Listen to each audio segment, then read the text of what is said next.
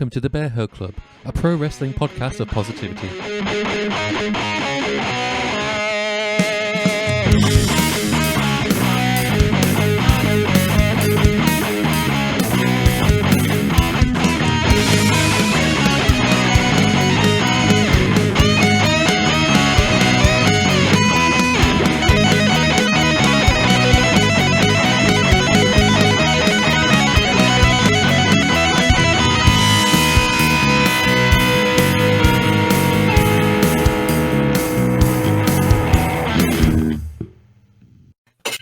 Hello everybody, it's Wednesday, it's 6:30 p.m. GMT, which means it's time for Wednesday Night Paw. Thank you for joining us if you're watching live. If you're listening to the repeat on the edited version of the pod, welcome as well. Greg here, once again, joined by Garrett and Scott. How's it going, my boys? Thank you. Yeah. Yes, I was talking to you guys. Either one, it's fine. I'm a gentleman, so I let Scott go first. Of course, and it is very much appreciated. Yes, I'm doing absolutely fine, but as previously discussed, the pollen is on a 1,000,001 handicap match inside a steel cage that is my nose tonight. So I'm getting brutalized by plants, not even themselves, just. Well, you see, boys, I'm not going to job out some pollen particles myself. So I'm just genetically superior in every way. And I don't have the sniffles anymore. I'm all good. A plant isn't going to keep me down. And neither will a world-ending virus. Well, You're just built different. I'm just built different. I'm just... This is just how Nazi Germany started. Look, if I was at the screw job, it just wouldn't have happened. All right. Yeah. So 2 out of the 3 of us are going to be suffering from hay fever. Sorry, Scott. What were you going to say? I do have some momentous news, and it's been a long time. It's been a long time coming. A kind of reoccurring storyline on this podcast. My 3 boxes of beer that I was promising to get through in a very short amount of time. In front of me, well, not in front of me, as in to my right, are the last 3 beers from those 3 boxes. It's taken me time, and I thought, when is a better time to finish off those beers than right here with my 2 pals on an average Wednesday where nothing much is going on. Yeah. A complete non-event. No, the game was yesterday, and it was in a pub. And, but it's the Euros. There's football on every day, right? Yeah, and Wednesday Night Paw doesn't happen every day, so it only happens on Wednesdays, so I'm told. Exactly, and occasionally Thursdays. Word is those are the days to watch out for. Anyway, cracking on with this week's episode. So last month, AEW ran their Double or Nothing pay-per-view, and that marks 2 years pretty much since the company basically started. That was their first event was Double or Nothing. And we thought we'd just have a look back through it. You know, we'll look at like the last 2 years, see what we enjoyed about it, what we don't like about it, and obviously keep a keen eye on the future. Because I think the cool thing is about being a wrestling fan these days is we're in such a unique position that we've seen a company like this spring up, whereas like 10 years ago, if you said they'd be a rival for WWE, you just wouldn't think it. And the fact that in 2 years, they're already on a pretty decent like level. I mean, as we'll see, there's a few things that Slinny's working on. But yeah, what have you guys' general thoughts about seeing this company go from essentially nothing to like where it is now? It's interesting because, like you said, like we couldn't have pictured this happening years ago. Of course, we've had stuff like this before. We've had TNA. We had a brief rise in New Japan where it started to look like that was like the alternative, because that's when a lot of the Bullet Club stuff started and the Elite stuff started coming to fruition. And when they were like, when All In was announced, I was thinking like if something like AEW would be a possibility, and then it's a snowball effect. It's just gotten bigger and bigger and bigger, and it doesn't show signs of letting up. They're still making, for the most part, like 85% the right decisions, which is more than I can say for WWE. And at the end of the day, we're just getting some really nice entertainment, and that's what matters to me the most. And we're getting some nice entertainment, and it looks like people are enjoying themselves over there, which is also very nice to see. Yeah, I 100% agree. Garrett, what about you? I think it's in my lifetime, really, since I'm only 24, I haven't seen a competitor to WWE, and I never really thought there would be one. But to see, them be scared enough to move their TV show to a Wednesday just to compete and to do all of this kind of stuff, it's bizarre and it's wonderful in a capitalist billionaire versus billionaire way. Well said. Well, we'll just kind of crack into it then, and we'll kind of go. Scott already teased a little bit there about like sort of the origins of where it came from. So, a lot of the groundwork for AEW can sort of be traced back to around 2017. In particular, Dave Meltzer sort of made this comment that smaller promotions, namely Ring of Honor, could not sell out a 10,000 seat venue. Ring of Honor stars and close friends at the time, Cody Rhodes and the Young Bucks, kind of answered that call by saying they were going to run the All In event, which was featuring talent from Ring of Honor as well as from a few other promotions. They basically made Meltzer eat his word because it sold out in 30 minutes and it was attended by over 11,000 people, becoming the largest attendance for a professional wrestling show held and organized by promoters that have no affiliation with WWE or WCW since 1993. So I got a post up there. So that was the event they run. Speaking for myself, I haven't actually seen the All-In show. Obviously, I heard a lot about it and watched a lot of publicity and stuff afterwards. Have you guys seen the show before? And when you saw it, looking back now, did you see a lot of the hallmarks that would kind of later make up AEW? Obviously, kind of barring the talent involved, there's a lot of them are involved with it now. I watched it day one and I was very excited for it. I think it embodies quite that punk attitude that I mean, you say punk, it can be a bit of a marked word in wrestling, but punk as in more, punk pro wrestling, like DIY, do it yourself mentality kind of. Punk. Sure, just an anti culture. Yeah. And the wrestling on it is about what you get now, but you do really see the hallmarks of what they were doing in the indies before, moving on to AEW, because AEW is, I mean, you can call it a marquee show, you can call it a spot fest and spot monkeys, but it is a lot more toned down than what they were doing.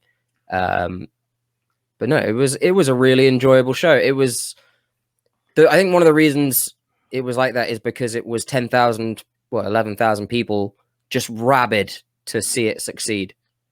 I don't know. The old adage is you don't need 1 million followers or just 1 million friends or whatever. You need like 1,000 people who will support you no matter what.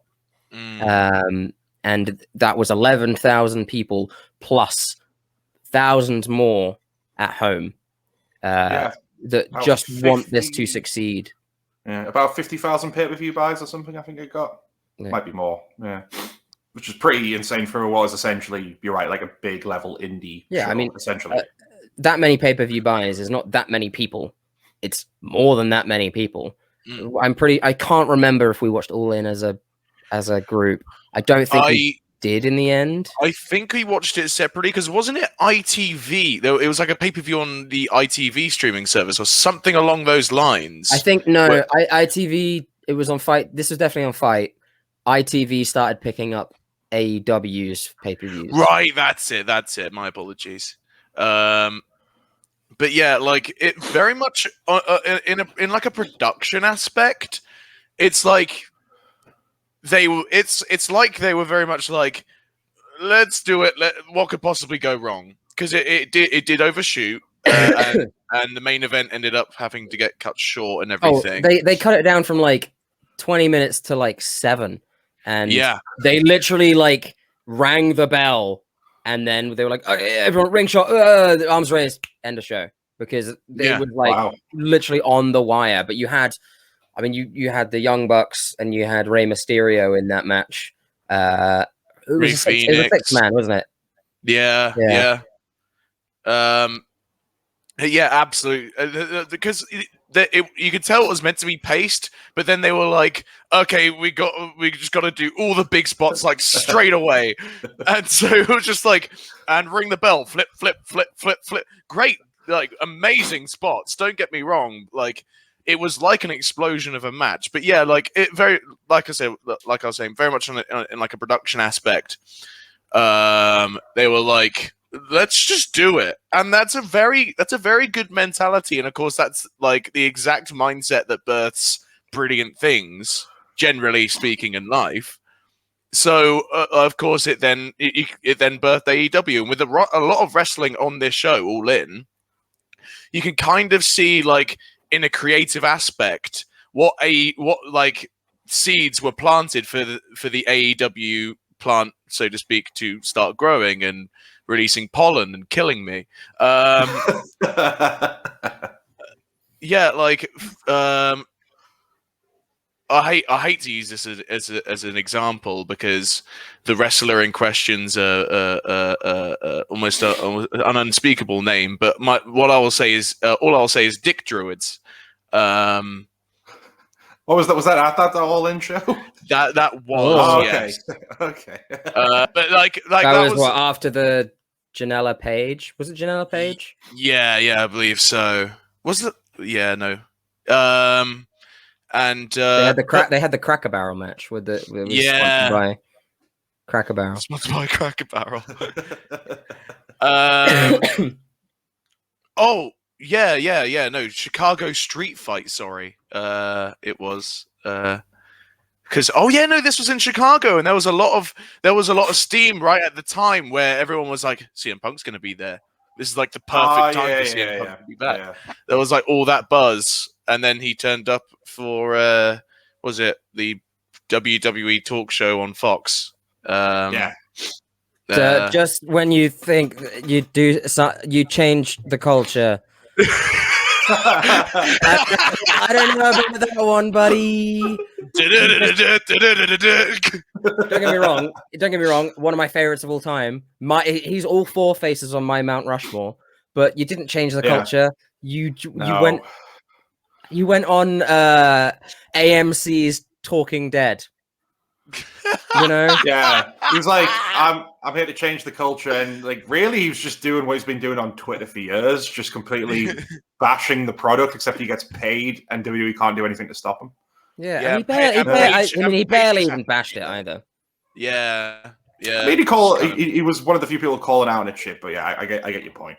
Anyway, so yeah, All In was an acclaimed event, leading to speculation on what Cody and the Bucks may do as a follow-up. Many kind of speculated they would just run another event, but all that sort of changed following November 2018. At the time, several trademarks were filed revolving around the name All Elite Wrestling. So that obviously led people to speculate, all right, so they're going to be starting up a new promotion. And this was confirmed on January 2nd, 2019, with Cody and the Bucks being signed not only as talent, but as co-executive vice presidents. And entrepreneur and longtime wrestling fan Tony Khan announced as president of the company. Tony, along with his father, is it Shahid? Shahid? Is that how you say that? I think it's just Shahid. Shahid, okay. Would be back in the venture as lead investors. The Khan family are, of course, incredibly wealthy with like a network in the billions of dollars, and they've obviously got previous with sports as the own Fulham Football Club and the Jacksonville Jaguars. They announced that AEW's first event was going to be called Double or Nothing, and over the coming months, talent was signed to the promotion, including a lot of big names from the indies, such as SoCal Uncensored, Hangman Adam Page, and Britt Baker. But they also managed to sign some pretty big former names linked with WWE, which obviously included Chris Jericho, Pac, and Jim Ross. So what were your kind of thoughts on the names that they signed when it was first announced? Did they kind of immediately set themselves out as being quite an equal opportunities place? Because that was always what I thought when they kind of made these announcements. They had quite a range of wrestlers, and obviously a lot of wrestlers that you just would have never thought would have been signed to like a big league promotion, if that makes sense. Like people like Again, another wrestler you shouldn't really be naming more, but Jimmy Havoc. Like when he was signed, that was surprising. I would have seen him in like something like WWE, for example.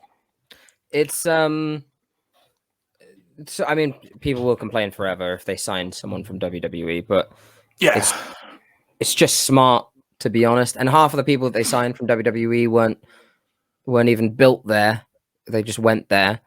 Like for example, should they sign Tommy End or the recently signed Andrade El Idolo? He was not. He got. He had a really good NXT run, but he was not made in WWE. Like El Sombra was IWGP, like Intercontinental Champion, and champion everywhere else. I think it's a good mix of independent talent. I mean, you look at it now, where it is now from where it was. The top stars, like they're not. They're I mean, I guess you'd say homegrown in these days, like indie grown. Like Orange Cassidy is one of the biggest stars on wrestling television. Darby Allin is paired with fucking Sting, you know. God damn, like Brian Jungle Cage Boy. has. Yeah, Brian Cage and Taz. Yeah. I think they've done a great job with the talent so far, and I think it's a good mix of who they've signed. I understand, like, because there was a point in time because Moxley debuted at Double or Nothing, right? We'll be getting to that, but yes. But yeah, where there was a point in time where the top three guys were, two WWE guys and Kenny Omega. Yeah. And I understand people's hesitance, but also fuck you. John Moxley there is not the same as Dean Ambrose on WWE. Oh yeah, there's a distinct difference between a John Moxley and a Dean Ambrose. Oh, for sure. Yeah. I think at the end of the day, from like a standpoint, if they were serious about getting viewers in, they already had like decent viewers, right? But they're serious about being a competitive force, about being a force to give everyone a chance, like was said. And it will be kind of like, because TNA made all the mistakes before AEW was even born.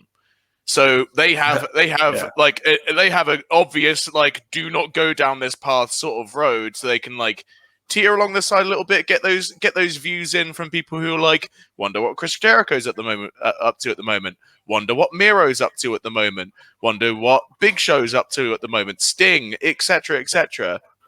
Like they can pull in those views and get those big names and get them to win titles. That's not them like standing on WWE's shoulder. That's them picking up what they like, the precious stuff that they've dropped on the way.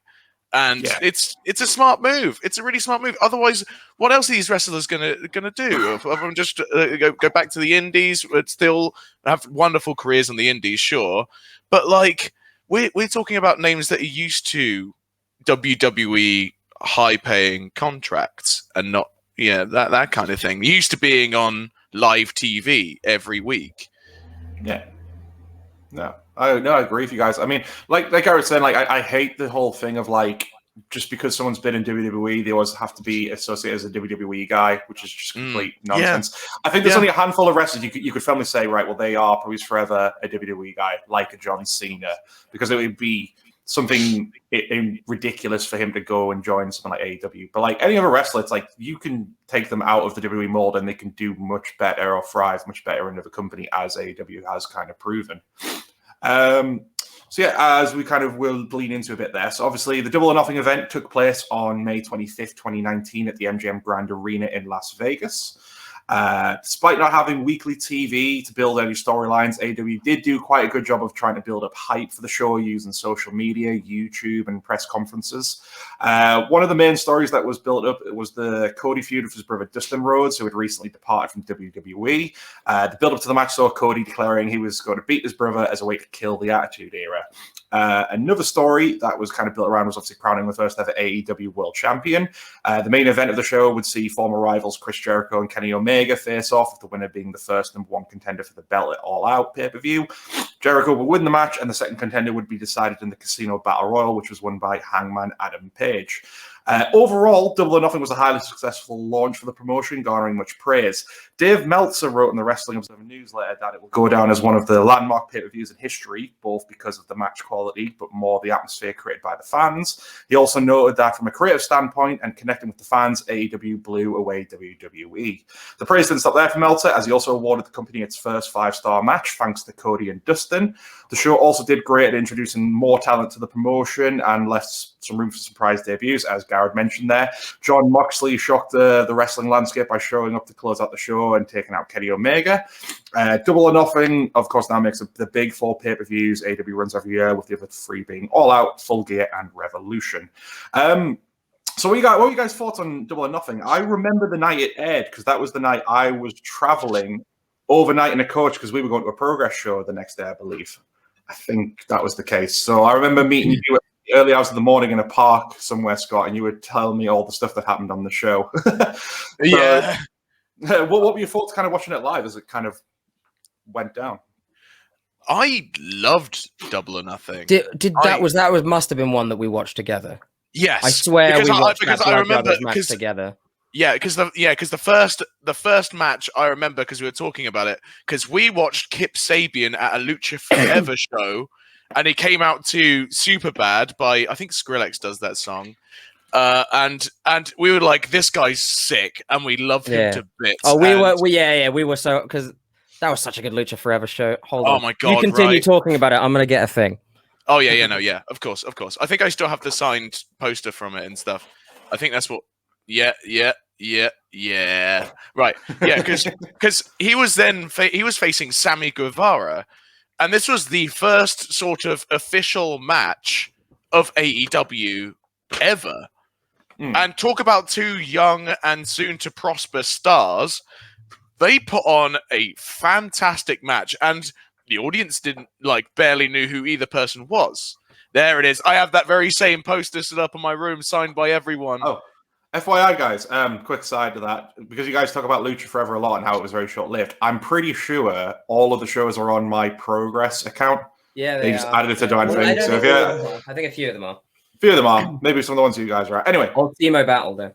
Yeah. Yeah. Oh yeah. What a show. The reason it went under. Yeah. So the thing is with a packed crowd. I forget the venue. MGM Grand Vegas. MGM. Yes. Hence Double or Nothing, the casino theme. You know what they're going for. That makes a lot of sense. It does make a lot of sense. So Vegas is kind of they weren't going to know any of the new names off the bat. Especially all the more obscure ones like Kip Sabian and at the time Sammy Guevara. But the thing is, they made you care, and they made the audience invested. And it's Wrestling 101. Tell a story with a match. It must be so difficult to do that with no build up, which is what Double or Nothing had for the most part. No build up, apart from all the stuff on Being the Elite, which is all they could do. Which is, a lot of the crowd in attendance would have seen that, but not all of them. So, yeah, this was I adored this show. I can't even remember a bit I was about, although because All In had a couple of bits where I was but just scrolling through the matches real quick, and I found where was it? Where was it, you little bastard? Yeah, little bastard. Dusty and Cody. You say Dusty and Codin? Codin. Yeah, Dusty and Cody. That's what I meant. Codin!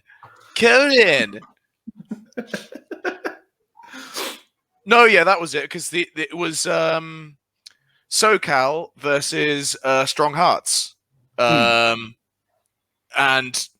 I loved that match too. I also loved the Battle Royale as well, with Hangman getting the win because he was the entrant at the end. Mm-hmm. Oh, well, I remember that you hyped in the Battle Royal, especially because that was your first introduction to Orange Cassidy. And I believe your exact words were he was like your new favorite wrestler. You loved everything he was doing. And I mean, proof is in the pudding that he is now obviously their biggest star on TV for doing a lot of the stuff that basically gives Jim Cornette a heart attack. Yeah, and I love wrestlers that give Jim Cornette a heart attack. It seems like just he's the anti-me in terms of wrestling opinions. I love silly shit. Done well, of course. Yeah, of course. Yeah. Orange Cassidy is the antithesis of silly shit done well. And silly shit that can turn serious, which I'm even more fond of. It's his match with Pac, which we'll talk about later, is just perfect. Yeah. Garrett, what were your kind of thoughts on the show? If this is your first ever pay-per-view as a company, you're off to a good fucking start. Nothing. That Blood Brothers match is my favorite match this decade. Oh yeah. No, God, it hasn't been topped yet, and yet still, there have been better pay-per-views, but that match. That last line. I cried a bit. I'm not gonna lie. I did tear up. It has the emotion, has everything. I think the only thing you can point to that being weird about that match was that the same match where at the start he just breaks a throne with a sledgehammer. Yeah. After it is. Yeah. That's the only thing you can point to being like, okay, that was a bit dumb. But the match itself. It was a tad bit on the nose, but yeah. It is what it is. It's that last line, isn't it? I don't need a tag team partner, I need a brother. Said whilst blood is pouring down both of their faces. I don't need a tag team partner, booze. I don't need a friend, also booze. I need my older brother. It's great. That was actually a really good Cody Rhodes. Oh, fantastic. Yeah, I think, I mean, the show just kind of set up what they need to do, and it's amazing that they built such a brilliant, such a big show that was well done, and again without little build. And I think what helped is that they had the matches there, but then also they had the big surprises. I mean, at the time, this was a huge getting Jon Moxley to close the show. That was just another thing people pointed to say, oh, it's great, it's another WWE guy. But like we said, there's a big difference between a Dean Ambrose and Jon Moxley, and he kind of proved that straight away when he came in. You could tell he was like, this is how he wanted to be in WWE and couldn't do it. And I think it just kind of immediately sort of set them apart. But kind of moving on from that. So obviously, there was something else I was going to ask you guys. How do you like AEW's kind of, I guess, their old approach to pay-per-views by only kind of running 4 each year rather than the sort of monthly schedule that a place like WWE has? I think I much prefer it because WWE, I mean, growing up, obviously, it was the greatest thing ever when you're a kid. Oh, there's going to be a pay-per-view at the end of every month. But then I'm looking at it now, it's like, I prefer just having these 4 shows because there's a lot more to get excited about and you just have time to build stuff. I think that's kind of why AEW stood out in terms of its stories and wrestling, because they have long-term booking, and it's because they've only got maybe 4 shows a year they can actually build towards to do that. So I just kind of want to see what you guys kind of thought about that. It's so much better because we had, what have we had? Hell in a Cell, also an NXT pay-per-view. It feels like Money in the Bank is next week because people are already qualified, and it's too much. I don't care. They also did a Hell in a Cell, although I prefer having a pay-per-view not be based around a gimmick. They had a Hell in a Cell on SmackDown and on Raw, right? Yeah, they've instead of like going the opposite of what we want, they went more like, oh, you have all the Hell in the Cell, and it's just like, but yeah, dude, you're missing the point, man. There's too many shows, but I guess now they're beholden to the network being on Peacock and everything, so they probably have a quota. I don't know, so I doubt they can go less. I mean, apparently they upset executives about having the Hell in the Cell on SmackDown because they took a match from the card and put it on TV for free. That Peacock was like, well, hang on, we paid you all this money for Peacock. Why aren't you putting it on Peacock? Well, that was the problem as well, because SmackDown and Raw are on two different networks, right? One's on USA, one's on Fox. One's on Fox. And I'm pretty sure USA said, "Why did they get one?" And they're like, here you go. And then they all got one. Everyone gets one. Yeah. I feel like if AEW would have said, like, why don't we get one? They might just give it to them. Why not? Vince, we want one. Yeah, Scott, do you prefer 4 pay-per-views a year as opposed to a monthly one? I am a firm believer that a story needs room to breathe, to be given pacing. A story needs time to be given stakes, and a story needs time to develop characters. At the end of the day, every feud is an arc in itself. Every feud tells a different story, and stories can't be told in 5-minute windows every week for 3 weeks until the big blow-off 10-minute match at a pay-per-view. Battlegrounds, I guess. I guess it's a guitar on a pole match, maybe. The thing is it WrestleMania Battlegrounds, or is that a thing yet? Like WrestleMania Backlash, WrestleMania SummerSlam, WrestleMania Money in the Bank, WrestleMania. I know we're joking, but give it 10 years and that'll just be what every pay-per-view is. Vince will have officially gone mad and went, well, it's WrestleMania Royal Rumble and WrestleMania No Way Out. It's like, what if it's WrestleMania all year? It's like, the good thing with AEW's structure is that, like, Dynamite's a 2-hour show, then you get Dark, then you get their new show that's coming out soon, Rampage. So that is plenty of time for all the wrestlers they've got on their roster to be utilized, to be to interact, to gain chemistry with one another, to float around ideas, especially when they're doing a lot of the creative stuff themselves. I think I can't remember who said this on the podcast, on Chris Jericho's podcast. I think it might have been Sean Spears who said that. No, it was Brodie Lee. It was Brodie Lee who said it on Chris Jericho's podcast, saying, I was surprised when I got into the writer's room and they were like, what do you want to do? And he was like, to Jericho, like, I got to go out and do a promo. What do I say? He was like, I don't know. You come up with something. What would Brodie Lee say?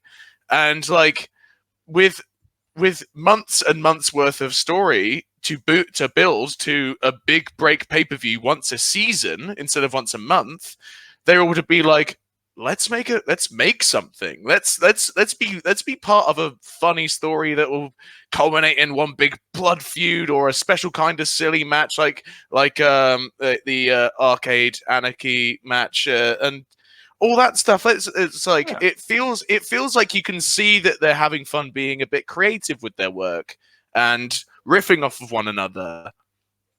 It's refreshing. It's refreshing, and the four pay-per-view a year structure hands so much freedom to the wrestlers, in my opinion. Instead of just being like, "Fuck, we got to have another title match this month," kind of thing. Well, yeah, no, I mean, we'll get on to sort of a tie into that in a minute, but obviously kind of drawing upon what you already mentioned, obviously. So in the build to Double or Nothing, AEW and Warner Media announced that they had struck up a deal to air the weekly primetime show on TNT. And this was quite big, exciting news because TNT had formerly been the broadcast home of WCW's Monday Night Nitro during the Monday Night Wars. So the show will be called Dynamite, and the first episode was announced to air on October 2nd, 2019. What helped kind of build further hype towards it, though, was that WWE announced its network show, NXT, would be moving to the USA Network and would be expanding its runtime to 2 hours. Both would air on Wednesday head-to-head, leading many to get excited over a second war for the ratings dominance. The first episode of Dynamite pulled in 1.409 million viewers, making it the largest television debut in TNT in 5 years. They also beat NXT's viewership, which brought in an average of 892,000 views, and this pattern would more or less continue throughout what was kind of a very short-lived Wednesday Night Wars, if you want to call it that, with AEW kind of proving highly popular in the key adults 18 to 49 demographic. Dynamite has proved highly successful and often receives much praise for its content, and AEW has obviously followed this up with Dark and Dark Elevation, as Scott mentioned, which are YouTube exclusive, but as we touched upon, a second show is coming later this year, I believe in August, called Rampage. So why do you think Dynamite has kind of proved popular, and like how has it kind of stood out against the longer sort of running rivals? I think for me, it's like, as we touched upon, because they do 4 pay-per-views a year, it means on weekly TV you're guaranteed to get some big matches and big match types, which is why it's like awesome to tune in. Like the amount of like pay-per-view caliber matches that they've put on Dynamite is insane. So like nearly every week you can guarantee to be tuning in and see like an absolutely like tremendous match for like free, basically. And I think that's what kind of helps them set them out. Among other things I mentioned, such as the talent involved and the storylines. But what do you guys kind of think? I think that you're going to talk about Dark for a second. Mm-hmm, sure. I can't help but sometimes catch myself to think about Dark as in a negative way, because of the way that WWE and WWE fans have kind of treated WWE. Currently on Main Event, I think it's either scheduled for the next Main Event or it has just happened. I think it's scheduled for next. It is Shelton Benjamin against Karrion Kross. And Bronson Reed is having a match as well, I think. Yeah, and I have no idea what that means. It only fills me with dread. And it's just, you know, their sideshow that they put on the network. They don't put that on YouTube, do they? No, it's weird because Main Event didn't actually, I think I'm right, didn't actually start off as being a B show, because I'm sure the first one opened with like a CM Punk versus some other big main eventer, and then it just dropped to being, that's the show where wrestlers kind of go to die in WWE. Like, if you're not being used, you're going on Main Event, and no one's really going to see it. Yeah. Gonna take it over. No, I'm not afraid. I'm pretty sure that's the Main Event theme. Couldn't tell you. So no, never watched it. I would wonder how many people watch it. AEW Dark consistently does fairly well, and you do get to see who is a draw. Yeah. You know, you have Moxley on there, and they'll get 1.2 million views. You have just kind of some B players on there that's not too well publicized, and it's like, you know, 400K, which is pretty good. And you know, a few handful, and then you know, you got Paul White's first one, 1.2. Like, it's doing well, and this is like just something they throw out, and it just doesn't feel like a downgrade at all. It just feels like giving people airtime and just seeing what sticks. There have been cases where like I've seen something happen on Dark, or something be tried out, or a storyline be continued or started, and then it gets picked up on AEW. Like, it doesn't feel like a show that's ignored. Whereas from what I have seen a lot of the time, like when I do watch Main Event, it's because I've seen someone like Ali or Ricochet be like, we're going to tear it the fuck up on Main Event. Come and watch it. And then I do, and then nothing happens.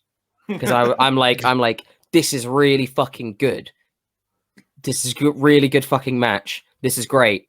And then nothing happens, and they don't get picked up, or characters get fucked off and changed, and shit just it's difficult to tell just with anything. But as they have it right now, I like the way AEW has it. We'll see how it changes with Rampage. We'll see how things go on. Right now, they're a bit fucked because they're getting screwed by TBS. They've been on Friday for the past nearly a month, I think. It's coming up to a month. Yeah. I think it's about a month at this point, and they're up against SmackDown. They're gonna get fucked against SmackDown. And then now they're on Saturday because there's another NBA game or something. I don't know. They're moving to no, they're fucked by TNT. They're moving to TBS. Mm-hmm. So that might be much better for them. We'll see. Yeah, fingers crossed. It's like what you're saying about the extra shows. I think they use it as like a platform for what you said when the bigger stars come down to feed into their win-loss stipulation that they use as almost like a kind of middle finger to WWE a little bit, as if to say like, yeah, wins and losses matter. They've made it almost into like a kind of point system, and it's a good way for people like, say, Hangman Page, who's going to rise up and eventually to become a contender, for him to get wins over up-and-coming stars who are going up the system to have a match with one of the main eventers. It will eventually be a loss, but that loss means something, and it means something for the other person as well, because they just had a match with Adam Page that could have gone on for about 15 or so minutes and could have had some really nice spots in it and stuff like that. The win and loss thing, it's not perfect. No, it's not perfect by any means, but when utilized like that on stuff like Dark, and maybe it will be similar on Rampage, who knows? But it makes Dark a lot more relevant than something like Main Event. Yeah, it does. I mean, I quite like the win and loss thing, but I do agree it's a very flawed system, especially when it's like, oh, because based on this, they should be the next one in line for the belt, but nah, this person's getting it instead. Like, they don't always follow why it was set out, which we kind of probably assumed they would do that anyway. I still kind of think it's interesting, and I think what I quite like about Dark, and because they have got quite a stacked roster now, like even like they signed quite a lot of people. I think it's what they do is they give them. It's clear they care about the talent. They want them all to be doing something. And like what you'll see some wrestlers that might just be on Dark for ages, but then they'll always get that chance to come to Dynamite and do something for that sort of larger audience as well. So it feels like they've got a constant good cycle going with it. So they're always kind of doing something. And it's like, even if you're not doing something major at the moment, chances are in a couple of weeks' time, you could be doing something major down the line. And it's just a cool little system for when they do bring in maybe their own homegrown talent from like the Nightmare Factory or whatever, just to get them on that platform, a lower platform to start with before they're ready to go to that bigger stage. I have dumb baby brain, and I think all of you have dumb baby brain too. I see a person and number say 12, and I go, and then I see another person and number say number 2 ranked, and I'm like, this guy. And I think other people are the same. And when you do get to be able to be like, this person has 7 wins, 0 losses, and you're like, where? I haven't seen them. And you're like, it was on Dark, and I'm like, yeah, right, nah, it's there. I can check it. I won't, but I can. There is an air of legitimacy to it. I mean, people can say it's flawed all they want, but I think it's as good as it can be at this moment in time. I think it's fine. It's far better than just I get a rematch because I said so. It's gonna be God, I'm trying to remember some of the worst times in life. Some Baron Corbin feuds that have gone on forever. Do you remember? Was it Baron Corbin and pick a wrestler? Dean Ambrose in the Miz, Dolph Ziggler in the Miz. Anyone to do with the Miz? Lashley Drew kept happening. I don't know why. It's still going to be happening. The headline Hell in a Cell. Roman and Brock, which just was like 5 years of that same match. Kevin Owens and Sami Zayn, that's very much like, oh, they're feuding now, then they'll stop a bit, and then a few months down the line, it's like, oh, we need safe people. You guys, I feel bad because they are a fight forever. We'll have a discussion. We'll do a whole pod on like who are some fight forevers. They are a fight forever boys. However, they can also tell a story and are amazing. So let them do that and then fight forever. Yeah, that would be good. That's just throwing that out there. Well, while we're still kind of on topic of Dynamite, just to kind of get a discussion over what's been any particular favorite highlights or matches from Dynamite that like come to mind. I'd say two of my favorite matches. The first one, especially just to honor him, was the Brodie Lee squash match against Cody Rhodes. That was amazing because one thing AEW doesn't do, they don't really do those kind of matches very often. Like when you see any kind of match on the show, they're quite the lengthy compared to someone like you see on Raw and SmackDown. It's a proper hard fought contest for those involved. But that was like the first time, especially as well, seeing Cody, who was already kind of set himself up as this kind of like dominant figure, and he gets completely annihilated in what was it, less than like 5 minutes, and loses the TNT Championship. It was just so wonderfully done. And a second match for me would be the one we talked about in the women's one, Scott, which was, of course, the lights out between Britt Baker and Thunder Rosa. One of the best women's matches I've ever seen, which is why I think it made all of our top fives when we did that episode, and was basically the thing that made Britt Baker an absolute megastar. So, yeah. I agree with literally all of those. I'll also add a match I said earlier this episode, Arcade Stampede, which is, I could just go on a deep dive about that whole match. It was brilliant fun, and it was the debut of Where Is My Mind as Best Friends theme, which is just so perfect. And Chris Statlander is just amazing. Miro's amazing.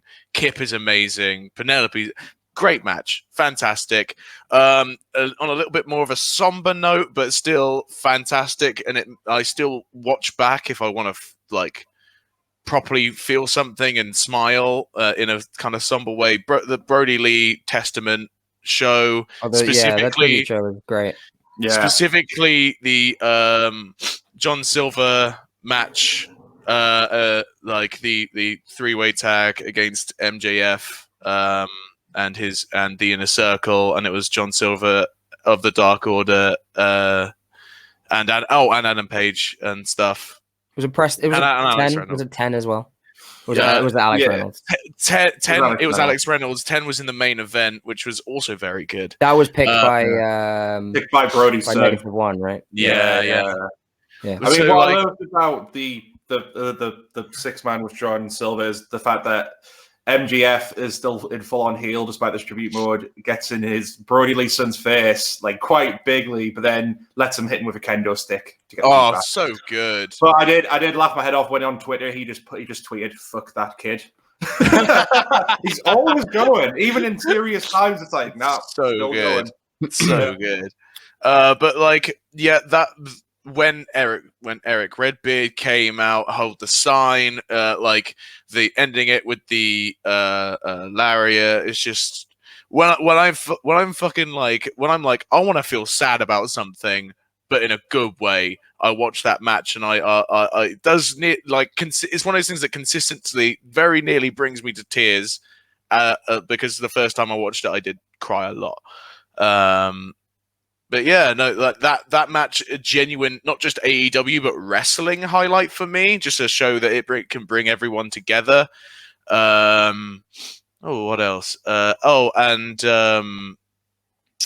of course, tag team wrestling, just in itself. FTR, Young Bucks, SCU, Lucha Bros, any combination of the previous four tag teams. Yeah. I mean, if above anything else, I think AEW is the place for tag team wrestling at the moment. I don't think anyone can really come close. NXT's got a good little crop going on at the moment, but compared to the stacked tag roster that AEW's got, and they're all getting a chance to shine, doesn't even come close. For sure. Best Dynamite matches. Best Friends versus Santana Ortiz in the street fight. That's a Parking Lot Brawl, rather. That was just so fucking good.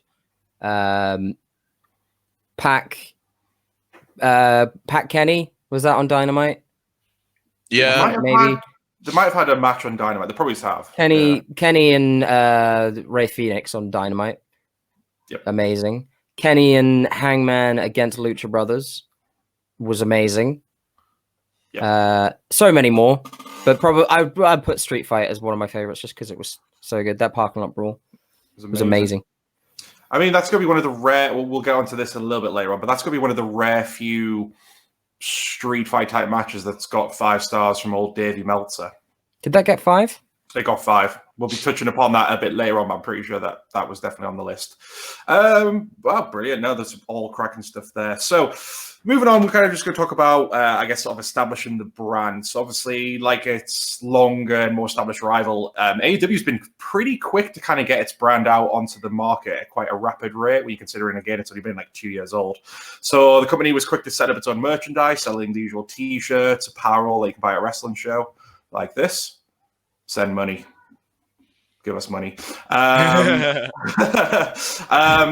the delight of kids and adult man-children like me, the company also signed a deal with the toy company Jazzwares to produce AEW action figures and other toy products. That's going incredibly well for them, actually. They're already looking to set up like other lines on that. So yeah, that's doing really well. AEW's also seen much of its talent sign book deals as well. Obviously, Jim Ross released his second book not long after he started serving as commentator. The Young Bucks released theirs, and John Moxley's due to release a book later this year. They've also had some kind of strange occurrences purely by accident. So obviously, the chief among them being this one. When Chris Jericho sort of created a meme-worthy thing of drinking champagne, and as a result, they released a little bit of the bubbly champagne. So they're kind of, again, going on their draw for the internet. Perhaps the most exciting news for us, though, at the time was AEW has its own game division, just called AEW Games, and it's headed up by actually some of the talent, obviously, namely Kenny Omega, who's been working closely with developers Ukes to create the first title. That was kind of a major coup for them as well, because that company obviously has a long history of developing wrestling games, but obviously they were mainly linked with doing the WWE series for like nearly 2 decades. AEW Games also got the mobile division, which has been headed up by referee Aubrey Edwards. She's got a background in this kind of thing. Only one game has been released so far, which was just a generic casino game app. You tried it out, didn't you, Garrett? You said it was just pretty bog standard. It's just a casino game. There's nothing AEW about it. Just don't try. But more excitingly, they are releasing a proper name with the brand attached, which is going to be a GM mode game. So I'm quite looking forward to that. So far, the various much is doing well, though it has been reported that the games division is proven to be their most risky venture so far. It was reported that currently the whole company's in the red after they invested was like a 10-figure sum into the division. But it should be worth bearing in mind that for like companies as early as this are looking to expand its typical territory of the venture, you've got to put the money into it and be in the red a little bit to see the rewards come back in. The most recent thing, though, which I'm going to hand over to Garrett, was MJF actually launched his own cryptocurrency last week. So why don't you kind of stick us through that, Garrett? All right. Do you lads know what cryptocurrency is? Yes, I had a guy in an Uber explain it to me a little while back, and he did a worse job at explaining it to than you ever did. But I from you, I understand it relatively. Yeah, you explained bits to me before, like when you explained non-computable tokens, and I went cross-eyed. Then you really dumbed it down. Non-fungible tokens. Whatever, and then I got it. I know nothing. So, like a lot of people, they've seen money in the NFT, crypto, blockchain, Bitcoin, Ethereum world. A lot of those words might not mean a lot to a lot of people, even to people that have some. Even to people on this podcast.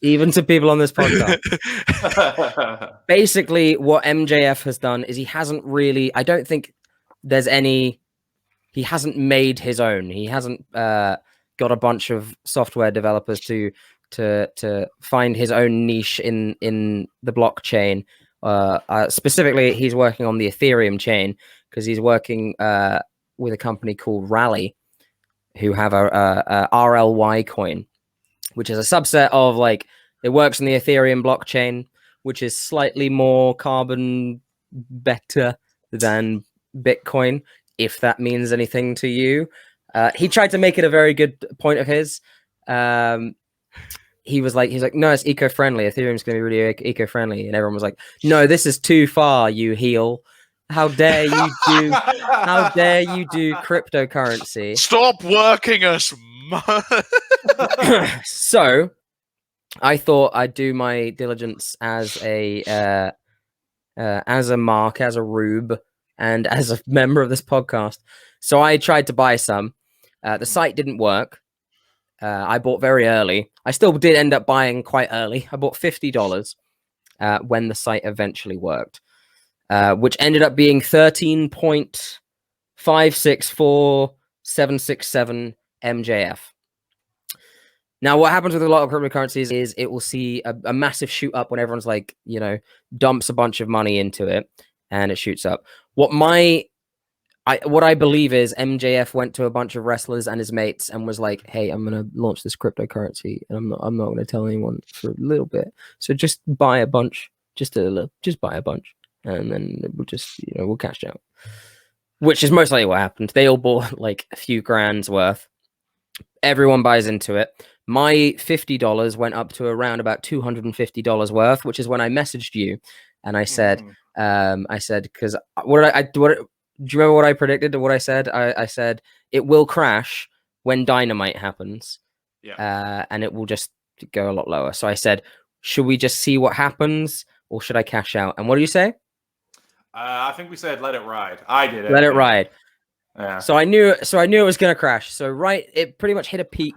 Like one MJF was around about $15 at the start of Dynamite. Dynamite happens, and it's just gone down ever since. He's tried to do giveaways and all this kind of thing. I think he gave away his ring worn Double or Nothing gear to the guy that held the most MJF coin, which is good for him, I guess. Yeah. This guy supposedly had about $27,000 worth of MJF coin, which is now probably about $23,000 worth of MJF coin, maybe less. My $50, which hit a peak of around 250, is now worth about 58. Hey, that's profit. The thing is with cryptocurrency and fiat currency being the pounds in your pocket, right? Something recognized by a government. If I am to turn this MJF coin into real world money, I have to convert it to Rally coin. I then have to download something like Coinbase or a coin wallet of some kind to deposit into. So I deposit my Rally into that wallet.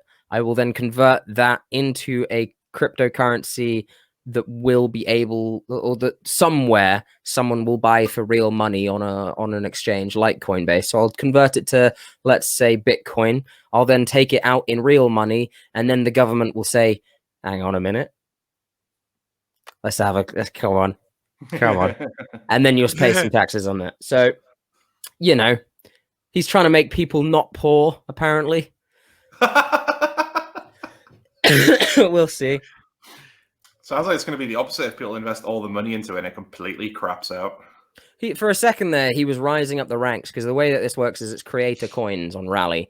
And he became about like the 8th most or highest worth creator just by a singular coin. He's not anymore. He's like the 50th, but I don't know. It felt like a bit of a quick cash grab. I don't think he'll stick with it that much longer. I don't think he's going to do too many more giveaways. I doubt many people will hold either, which is why the price has gone down. People were like, "Oh, right, I'm going to lose some money, so let's throw it out." But as the Bearhug Club, we will keep our $50 in, just because we're gonna be rich. we'll keep it in just because. Straight to the moon, baby. Straight to the moon. Everyone will cash out, and we'll be the only people. I think that's a goal to shoot for. Be the only ones left. I'm gonna have 13. I'm gonna be the only one with 13 MJF. Or something completely unforeseen happens. Like the value of this thing skyrockets, and we're the only people with MGF coin left.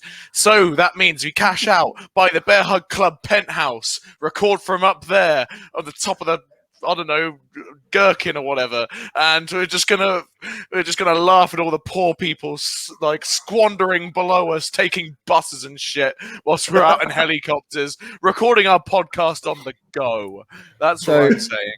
So currently there are 2.2 thousand people supporting this currency, meaning there are that many holders of currency. Now, if you think about it, when I have 13 and the total number of coins are 125.3 thousand, 125,000 coins, I have 13, and there are 2,000 holders.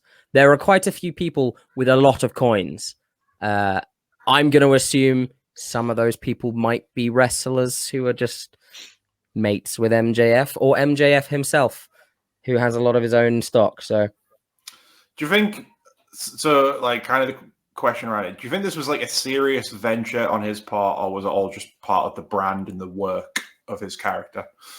Because I mean, the thing is, like we discussed, like, because we were going into Dynamite, we were all kind of thinking, will they advertise it? And obviously, then you kind of point out, well, no, they couldn't. For something like that, it's I don't think legally he could. I think to do that, there's the FEC, was it the FCC, whatever the American one is. Yeah, FCC. They won't let me be, or let me be me. So let me see. Yeah, so them. I don't think they'd actually allow that legally. I think that's basically kind of insider trading. Right. Yeah. Sort of. It's like bigging up your own stock so that you can then sell it. So that's kind of insider trading. Yeah, I don't think he's allowed to do that. He's allowed to do it on Twitter, I suppose, kind of. Even that is murky. I don't really know the full legality of it. Do I think it was a get rich quick? Maybe. I mean, it's obviously a money venture. There's nothing in it that is like, you know, this cryptocurrency is backed up on me saving kittens. This is it's a money venture. I don't know if it's okay for it to become a work. For like him to just be completely, because I mean, you got to bear in mind, this is the guy I love. I kind of love the story, but it does prove how far you can push things. He was at it was like just a random wrestling convention, maybe one of the Star Fests that they do, and he actually took a phone off a fan and PayPal'd himself $20 from the guy's account. But That's brilliant. Yeah, I think that's like, I know you can say that's quite murky, that level, but I mean, imagine if this whole thing was a work and he could have potentially ruined a lot of people's lives by being like, invest all your money in this, you'll get rich. Yeah, it's very risky heel territory. The thing is, there aren't actually that many people that invest in crypto. Yeah, but you've got to admit there'll be one or two people who have done this with what little money they have, and they'll lose. 100%. I was on Twitter talking, like, there were people who were there are fucking morons who are genuinely like, how much should I invest in this? It's gambling. It is just gambling. Don't invest in it. It's putting worth to something that doesn't have worth for the sake of worth. Sure, right? Like there's so many different little things. It technically has worth because Rally is backing it up, or RLY tokens are, and they technically have worth because they're on the Ethereum chain, and that technically has worth. Things technically have worth because we believe they do. But this is gambling. If you are to invest in MJF coin, if you are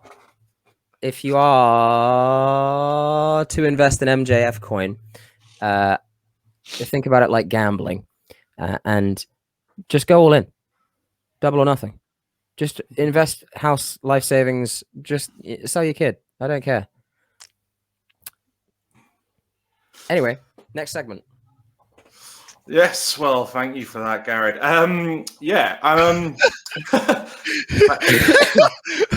You could be rich like me. I have. Look at this. What's he got? Wait. That's... Wait. That's. I can't quite. Yeah, there we go. Yeah. Yeah. See, but then, as Garrett stated, though, when the fun stops, stop. Gambleaware.co.uk. It would be a better investment buying a couple of lottery tickets, because you'd probably end up getting like a $5 or a free bet. Sorry, a free play lottery, because it's a game. Just do the slot machines on the mobile app. They're pretty fun. But do stop if you basically just got no money to throw away at it. Well, before we move to the next thing, just kind of sticking with the merch and sort of them branching out as like the brand. One thing I kind of want to ask: do you think it's been like a little too rapid in terms of how they've kind of put their brand into the market? Because it feels like a lot of time they're doing a lot of stuff very quickly and very much too soon. When you consider like, something like WWE has obviously had decades to build up, and so they've got the potential there. Do you think it's a bit too much a risky venture to be constantly like, oh, we're going to have a toy division all of a sudden and then a game division and all that kind of stuff? It's a buyer's market, right? You buy them. Yeah. I certainly buy them. I've bought like one piece of merch. I think I've obviously bought the pay-per-views. It depends at what point the crossover stops.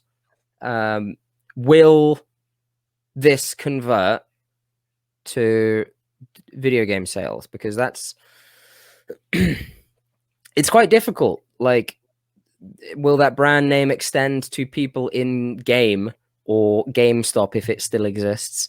Or WH Smith, does that exist? I don't go to the high street. Yeah, that's still there. Will it convert to that? Will they even have enough money to publish like physically? Will that hinder sales? There's so many variables. Too fast? I don't think so. Merch, definitely not. The Young Bucks' whole thing is merch. And, they got into Hot Topic without even being signed to anyone, really, other than like New Japan at the time. But I think AEW had a similar deal when they first started as well, just to get the merchant Hot Topic, because the Bucks already had that hookup. So yeah, they don't go through Pro Wrestling Tees anymore, do they? I think you can, because I think that's the thing of AEW. Obviously, if you're a wrestler signed to WWE, it's like, right, well, we control the merchandise and whatever. I think with AEW, they still let wrestlers definitely have their T-shirts stored out. I think you can still get a lot of the merch through them. I wouldn't be surprised if they're the one just printing the merch for them, because they already have that rapport. But now they've obviously got their own global shops for them to distribute it, possibly. Yeah, that's possible. I don't think it was too early. I don't think it was too soon. I'm sure that they're actually really big money makers. The toys seem to sell. The merch seems to sell. It's the games that I'm not sure about. Yeah, well, speaking from the toy side of it, that's definitely doing well. Because especially because I follow a lot of groups. When the new line comes out, especially in America, in like the supermarkets, you'll see loads of people posting how it's just been cleared out because the scalpers are getting there, or other people are getting there to sell on to the friends for the collectors.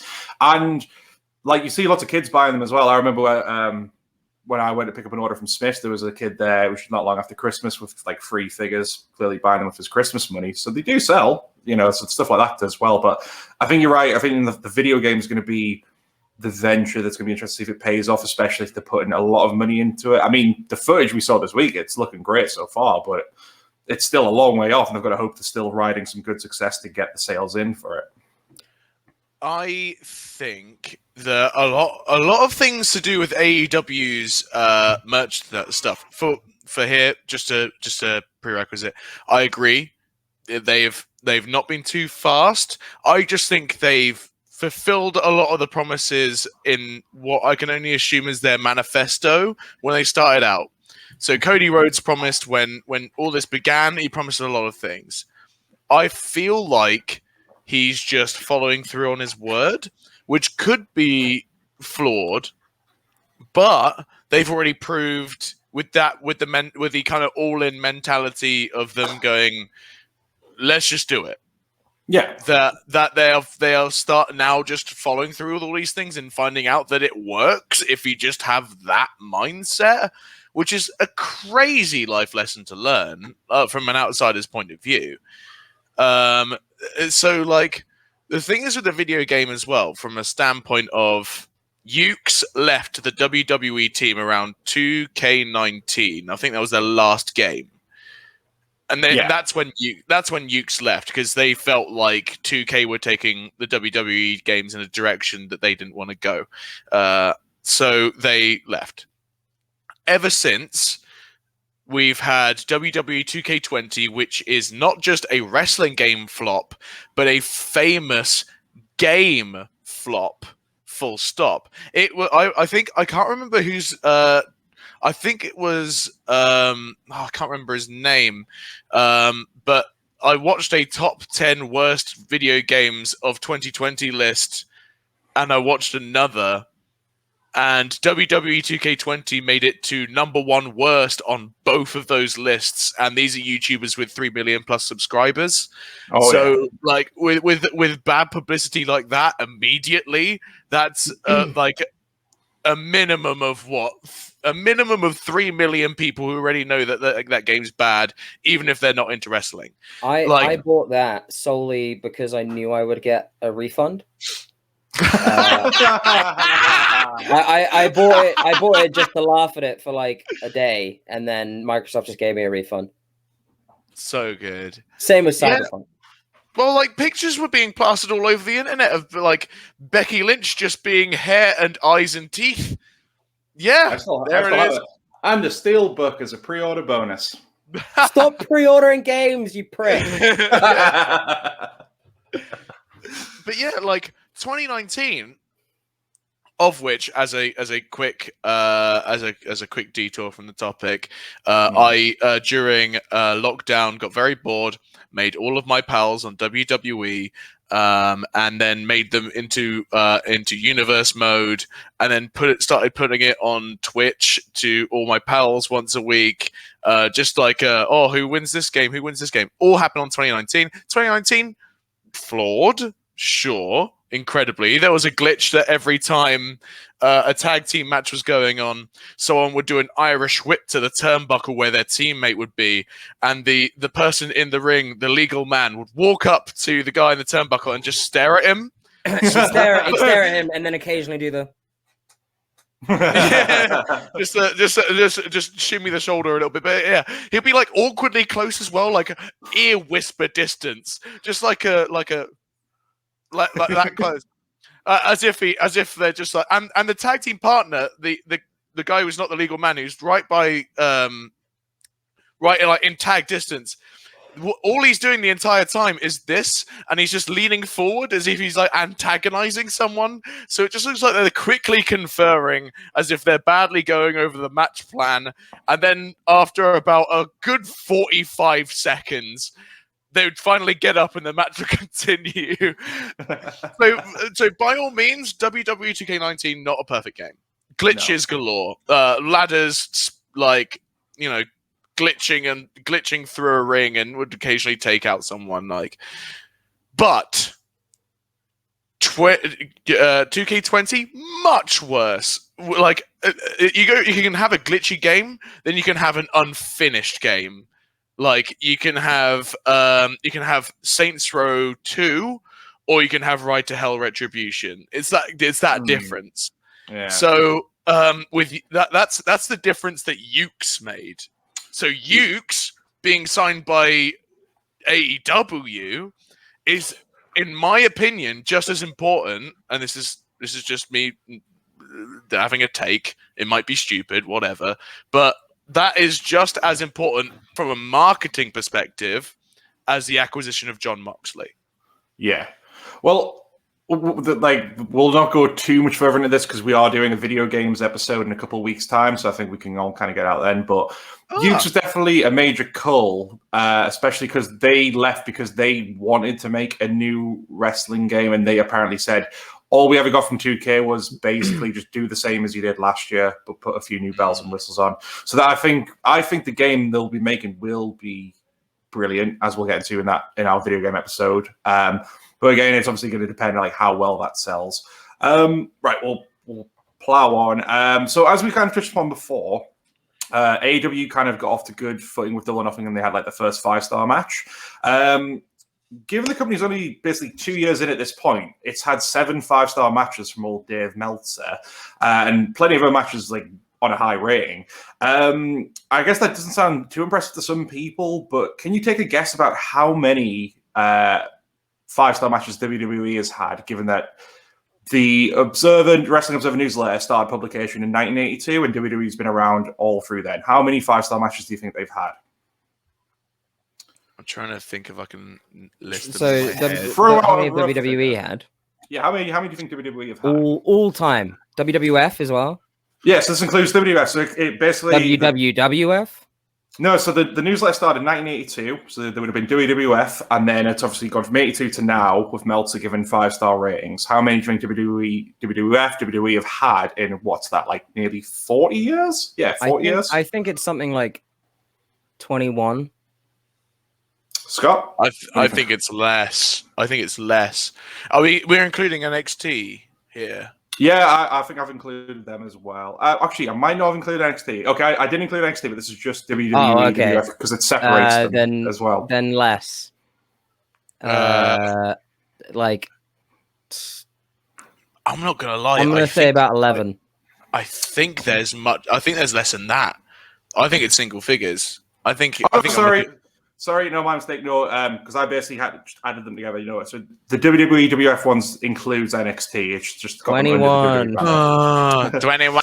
I'm gonna say 12. Oh, you're so close. 13. So, God damn it!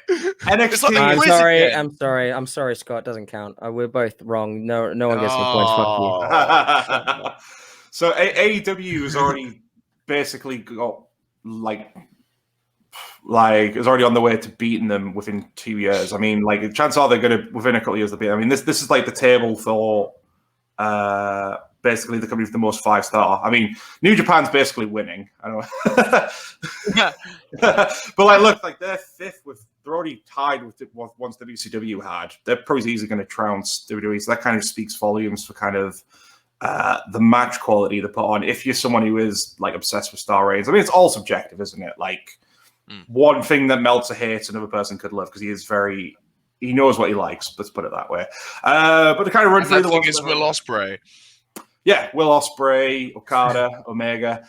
But yeah, the matches so far that have won that the 5 stars have obviously been Cody and Dustin from Double or Nothing, the Lucha Brothers versus the Young Bucks from All Out 2019, Omega and Page versus the Young Bucks from Revolution 2020, Best Friends versus Santana and Ortiz, which is the street fight from Dynamite, the Young Bucks versus FTR from Full Gear 2020, Omega versus Phoenix from New Year's Smash Night 1 2021, and the most recent one was Death Triangle versus the Young Bucks from an episode of Dynamite, which was only maybe a month or two ago. That was very recent. So it was a very good match too. It was a very good match, deserving, in my opinion. Yeah. 5 stars.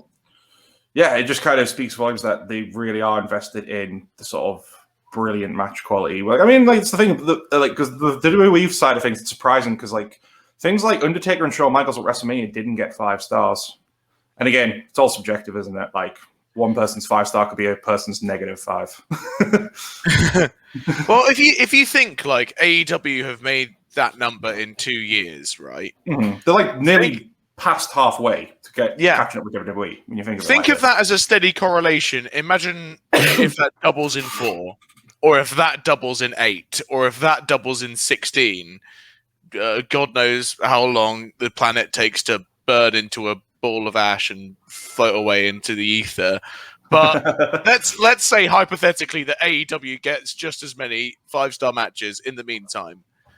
They're on the right track. They have got the trajectory to even begin catching up with Japan. I'd say they're making just as many 5-star matches a year if you look at the numbers. Yeah, I mean, look at that. So basically, there's it gets to 4th place, which is WWF, and then there's a little bit of a jump for All Japan Women's Pro Wrestling, which I don't think runs anymore, and then you've got All Japan, which basically got a lot of those figures from the 90s with the 4 pillars, and then New Japan, because they've had the last decade score like stupid. I mean, that's where they got the 7-star rating and stuff. But I can easily see AEW, if it has the longevity, being second. I don't see why they couldn't.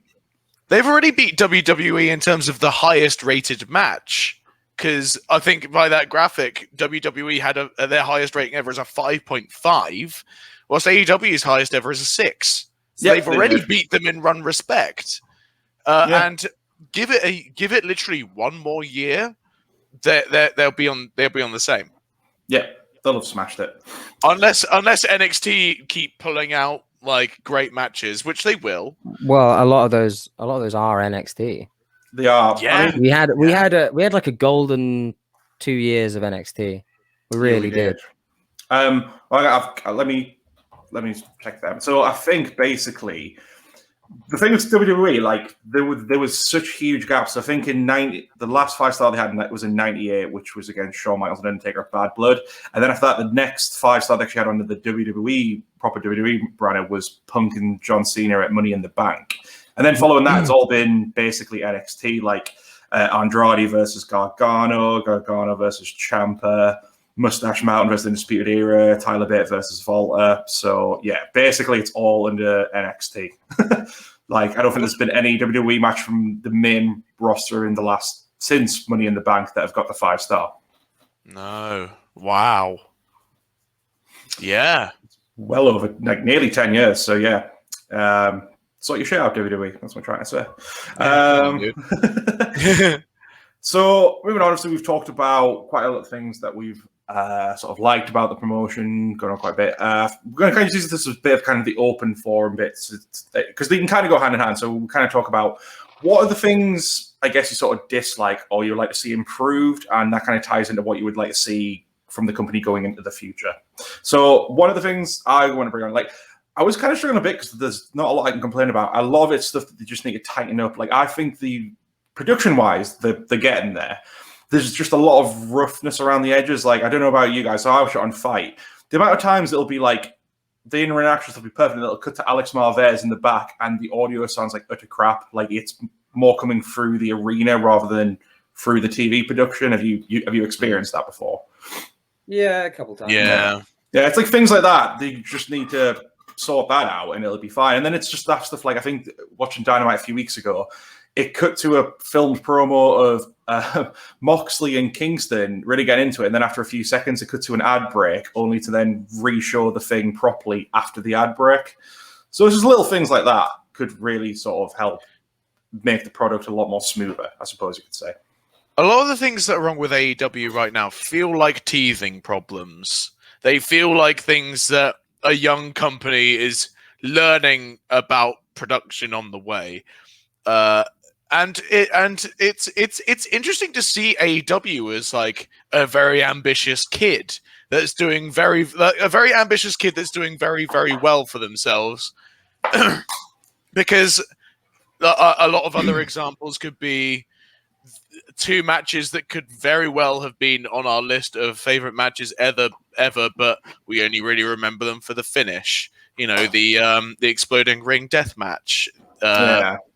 Which was just, in the end of the day, was just faulty. And the Chris Jericho fall in Blood and Guts, which at the end of the day could have been fixed with just cutting away. Camera angles and editing, that's all they needed to do. And I mean, that's what they did with Dominic and Reigns, where he threw him over. They just didn't show the hit on the ground, and then people seemed to think it was fine. I'll be devil's advocate, and I don't know how long you get to have someone teething before the teeth have to grow through. So I don't know how long we let them off for bad audio.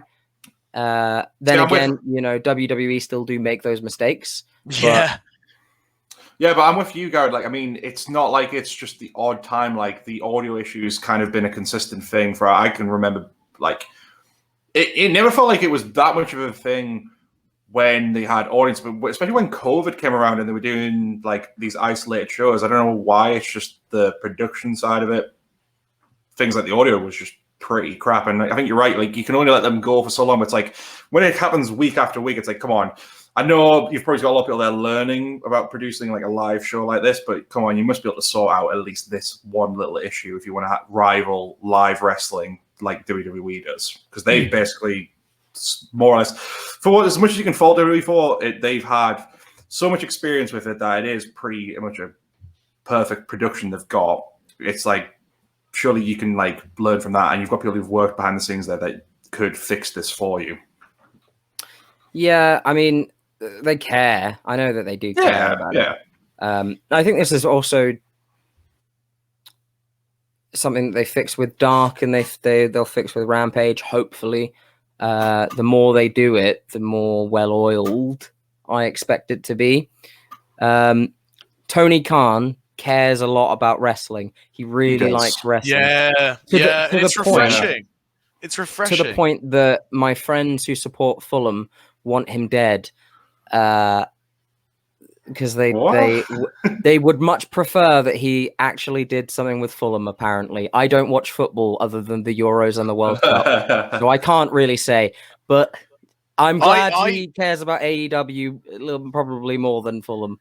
I think that's a. I'm only gonna, for 2 sentences, I'm gonna very, very, very briefly make this about football. But okay, Southampton's owners are shite and never give us money. Fulham's owners, however, give them money for actual signings. In comparison to us, we are a selling club. They are a buying club. There is a difference. They should be less picky because, at the end of the day, at least Fulham are buying players and not just selling them. There we go. Sorry about that. Didn't they get relegated? They did, but for the most part, it wasn't really their fault. I don't know football, so I don't know shit. All I know is that the foot is coming home, so whatever. Yeah. I mean, they were at least better than 2 other clubs this season, so all is well. But yeah. Anyway, so it obviously seems like that's more. Fulham is more of like Tony's dad's venture than his own. So I didn't think Tony Khan, I thought it was his dad who owned Fulham. Yeah, and the Jaguars. Apparently the Jaguars fans aren't fans of the Khans either, from what I hear. Apparently the Jaguars are very bad. Well, I mean, when I was getting notes from research, whoever wrote the Wikipedia articles, to take it with a pinch of salt, described Tony Khan as entrepreneur, football executive, and longtime wrestling fan. So maybe he's owns or is heavily involved with both the clubs. I don't know. Well, the Daly's Place is the pimple on the side of the Jaguar Stadium, is it not? True. Well, yeah. Very true. I mean, they'll run that stadium one day. I'm again speaking of they're running. Are you going to move on to them running in New York? Well, I mean, this is kind of the end of my point, so just bring up whatever you want to talk about. Yeah, well, I forget the name of the stadium, but it's like, how many is it? Like 30? Oh, the one in less New than York? that. I 20? Can do some checking. Yeah. I remember somebody posting like, that'll be a lot of seats to fill, to which Cody replied, somebody told me that before. I mean, fair. Yeah.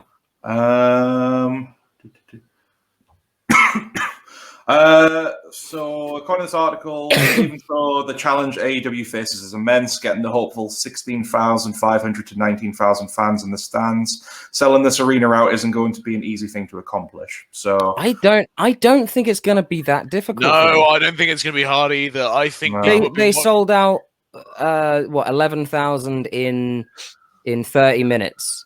Well, the MGM Grand for Double or Nothing's pretty big, right? Let me try and check the if they can sell out 11,000 in 30 minutes for a show that they're not even on TV at the time, they can sell this out pretty fucking easily. People have been scathing over watching AEW live throughout this entire pandemic. They are going to sell out. I can almost guarantee that. You know what? I would put it in like within 5 hours. We will bet our $58 worth of MGF. Hold on. It's probably gone down. It's probably gone down. Remember. 57. It's 57. We will bet our rapidly declining value in MGF coin that this show will sell out. Remember. MGM Grand, according to what Final Line, is 17,000 seat arena, but for Double or Nothing, they only had 11,000 in attendance apparently. So it's with you though. I still think it's doable, especially because we've just come out. America and UK have just come out of the lockdown. Live wrestling's coming back. It's going to be one of their first shows. There's going to be people just itching to get to a live wrestling show, and this is like one of the perfect things. It's a big thing. They're running New York, which was WWE's home territory for decades. So I think it's going to draw a lot of publicity, and it's going to get a lot of asses in seats, especially if they put on a good card as well. Yeah. Is that going to be broadcast for Dynamite, or is it just a random show? I think it's a Dynamite. I'm also going to put another bet on the table. I think the ticket site will crash because of increased traffic, and they will sell out within like half an hour. That's what half I an hour think. seems much. Maybe first day for me, but we'll see. We shall see. Well, anything else you want to bring up, lads, about like what do you kind of want to see from the company moving forward in terms of like its future? Do you see it growing beyond where it is now? Do you see it faltering? Like, what are your kind of predictions? Bear with me. Okay. They have the potential to be the Fortnite of wrestling. Yeah. Now, bear with me. Yeah, okay. Bear with me. Currently, Fortnite has crossed over Marvel, DC, Halo, fucking name an IP. It's in there. John Wick is in there. Kratos and John Wick are out there shooting up some fucking like default skin, and everyone loves that shit. And it's just like head over heels for that trash. Okay. Now AEW has the potential and the working relationships and things there to create the Marvel Cinematic Fortnite universe of wrestling. Imagine like Kenny going back to the G1 or fucking, like I mean, Kenny's already racking up belts from all these other promotions, but just continuing all of this and having some kind of invasions here and there or feuds between stables, between different promotions, having somehow LIJ comes over, Chaos comes over, having a Bullet Club, well, it wouldn't be Civil War at this point, but I guess you could call it Civil War 2. They do that in the comics. It's Captain Marvel against Iron Man, whatever. Captain America. You could do Bullet Club against Elite again. You could do shit like that. Would be just wonderful. Other than that, I wanted them to do more with the women's division, and they're doing it. And they even had like one of the best matches at the last pay-per-view was on the pre-show, and it was Serena Deeb against was it Riho? Riho, yeah. And it was so fucking good that I forgot it was the pre-show. I was just like, this is amazing. This is a really good fucking match. And then, Britt Baker and Shida had a great match, and Britt Baker is just on fire and great. And they've got a lot of other women just on the up and up, and it's wonderful. It's lovely. You made a Fortnite AEW analogy work, and you know what? That gains my utmost respect. What if I did a Fortnite dance instead? You'd lose all the gain respect you just got. He's gonna floss. And it's gonna floss. And it's hard to earn back, Garrett. It's hard to earn back. Garrett.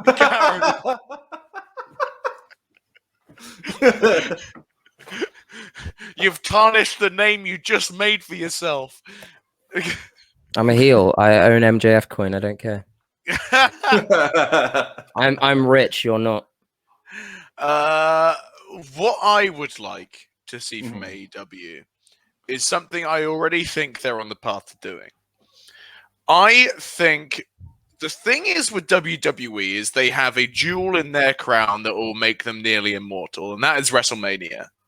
You can argue that Royal Rumble, Survivor Series, and SummerSlam are three close to, if not equally big, pay-per-views. Especially the Royal Rumble being one of the most famous gimmick matches in wrestling, if not the most famous gimmick match in wrestling. To which I say, yeah, fair enough. But I think AEW need to turn either like just one of their four pay-per-views into their one big show a year. I guess WCW had Starrcade. TNA had, I think it's Slammiversary. Yeah, very hazy. But like AEW, you could argue like, oh, all 4 shows are just the big shows, and I get that, I do. But what I want to see is what AEW have that WWE already have consistently is one show a year where they can just pack out an arena and make it a big celebration of wrestling. Like, because WrestleMania, even some of the bad ones, 32 for instance, like I would revisit for the big stadium-wide pop Stone Cold got for when he came out and stunned the League of Nations. Oh God, the League of Nations. Stunned the League of Nations and Xavier Woods. Like, stuff like that. There is spectacle to wrestling that you don't get with other things. You just don't. You don't get, like, football has some spectacle, but I'll tell you what football isn't. Football isn't fucking scripted, and it needs to be. I'd love for the Manchester Derby to be going on, and it's like 10 minutes left of the half, and then suddenly Liverpool's music comes in, and they all charge in, score a goal on Man City's behalf, and fuck off. That's what football needs, and I think any sport needs spectacle. You know what football Sport needs? entertain. What? More Florida performances. Sean Paul, red light, green light. I'm ready to go. But like, but yeah, no, you're like, you can't beat a big crowd of, let's say, 50-odd thousand people cheering at something. Every sport, like, and I mean every sport, because the Olympics has a lot of stuff. Like, every sport has that, and I think AEW's already literally 75% of the way there with the stories. Yeah, come back to me in another 2 years' time, and this will be a reality. I'm just impatient, and I would love to see a Kenny Omega entrance in a giant American stadium with who knows what. But AEW's already proved that they can do spectacle on a small scale, which is what's making me hopeful that this is guaranteed to happen. I just want to see it on a large scale. I want to see AEW succeed, and I want WWE to shit their pants because of it and start improving their game, so we get better wrestling all round. That's what I'd love. Here. I think you're right. I think, like, because don't get me wrong, AEW's pay-per-views are brilliant. Like, there's not been a bad pay-per-view yet, in my opinion. There's been somewhere the odd thing, and it was a bit like, But I think you're right. I think even though they've got the 4 established, that they need one that does stand out as their marquee show, like WrestleMania, and that's obviously quite a hard thing to build. I think Cody, at the time when the first Revolution came around, he said he wanted Revolution to be like their Mania. I believe he said in an interview, and I mean, it's not really happened yet. They're still trying to sort of establish it. So I think you're right. I think ultimately all I want is just for them to succeed. I don't want it to be another case of they burn bright and fast, and then it's just WWE's the only show in town again, because that's the problem WWE's had. The fact that Vince knows this, and he basically separated Raw and SmackDown back in the day because he needed competition, and now he's just gotten too comfortable. And now that there is finally competition, you're right. Hopefully, that's going to make all wrestling overall exciting again. It's going to hopefully light a fire under WWE's butt to do something new and something different. But yeah, ultimately, I just want them to see them succeed and go to strength and be that, like, other big wrestling company. I don't want to see them just disappear and burn out quickly. Right. Anything else you want to mention there, chaps? Anything you want to throw out there? I think we've done quite well. Yeah. I'm just saying, listen to Matches You Need to See by Greg, where he goes into Sami Zayn and Shinsuke Nakamura, because I really enjoyed it. That was pretty good. It's pretty good. Pretty good. Good. Thank you. I didn't tell him to do that. I'm all embarrassed now. Yeah, well, if you want to go check that out, because we are trying to expand that further. So now it's not only a YouTube exclusive and web content, it's now audio. So you can go listen to it. I've had a lot of fun doing it. Hopefully we can get some more out soon.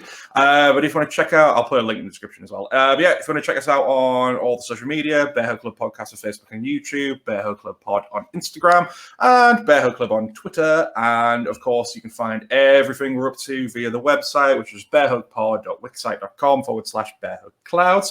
Next week, it's the return of the Survival of the Quizzes Chapter 5, Virtual Pro Mercy Revenge. With, not gonna lie, I think we're going to peak with our cover artwork, so stay tuned for that. But Speaking of things coming home, Oh, and on that note, we'll leave it there. Take care, everyone. Goodbye. mwah. bye bye.